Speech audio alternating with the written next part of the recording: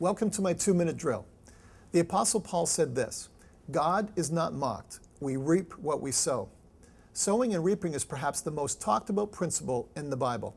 It's everywhere. We see this concept in the teachings of Jesus. We see it in the stories of people and in nations. Sowing is the planting of a seed, and it has an expectation that with that deposit, there will be a harvest. When we give money away, we are sowing. When we steal, we are sowing. When we complain, we are sowing. When we judge, we are sowing.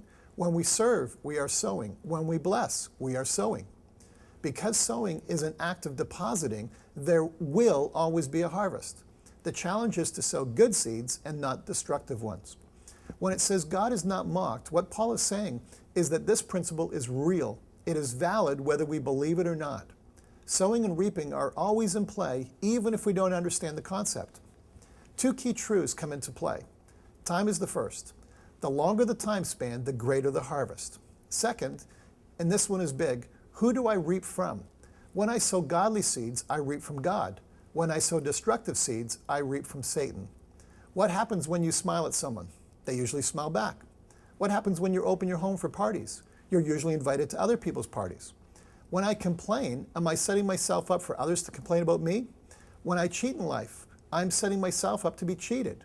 When I steal time or money, I am setting myself up to be a victim. God is not mocked. Do you remember Jacob from the Bible? He deceived his father in a tent. He tricks his brother out of his inheritance and gets the blessing of the firstborn. Because he is short-sighted, he doesn't know that he is sowing negative consequences into his own life. What happens?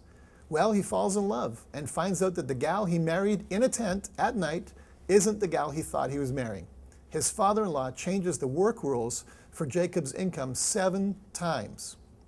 Because time and Satan are involved, the reaping is negative and far greater. A couple of little activities came back to steal 14 years of his life. Your homework today is to unwind some of the negative things that you've sown. Take some time and ask God what you've done that is a ticking time bomb in your life. The good news is that you can repent for these destructive things, and instead of having a negative harvest, God can redeem your past and bless us. Join me next time when we'll be addressing the topic of debt. To go deeper, head to lored.org and click on Principles.